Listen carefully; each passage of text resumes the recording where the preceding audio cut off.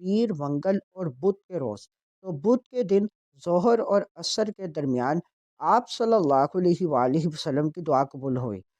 بسم اللہ الرحمن الرحیم۔ آج کی حدیث مبارک، بدھ کے دن وقت قبولیت۔ مسند احمد حدیث نمبر 14563۔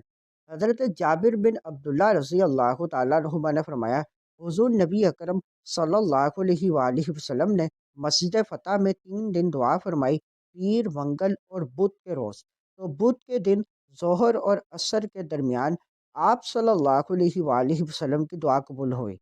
حضرت جابر رضی اللہ تعالیٰ عنہ نے فرمایا، مجھے جب بھی اہم اور دشوار معاملہ پیش آئے، میں اسی وقت یعنی ظہر اور عصر کے درمیان کا قصد کر کے دعا کرتا ہوں تو میری دعا قبول ہو جاتی ہے۔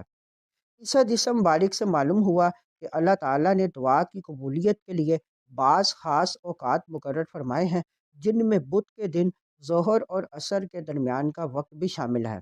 نبی کریم صلی اللہ علیہ وآلہ وسلم نے اس وقت میں دعا فرمائی اور اللہ تعالیٰ نے اسے قبول فرمایا، اور صحابی رسول حضرت جابر رضی اللہ تعالیٰ عنہ کا ذاتی تجربہ بھی اس کی تائید کرتا ہے۔ یہ ہمیں سکھاتا ہے کہ مومن کو چاہیے کہ وہ قبولیت کے اوقات کی قدر کرے، خاص طور پر جب کوئی اہم، مشکل یا پریشان کن معاملہ درپیش ہو۔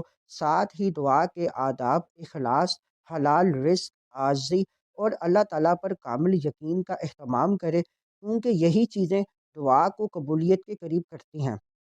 بس ہمیں چاہیے کہ ہم صرف دعا پر اکتفا نہ کریں، بلکہ درست وقت، صحیح طریقہ اور کامل یقین کے ساتھ دعا مانگیں، کیونکہ اللہ تعالیٰ اپنے بندوں کی دعاؤں کو کبھی ضائع نہیں فرماتا۔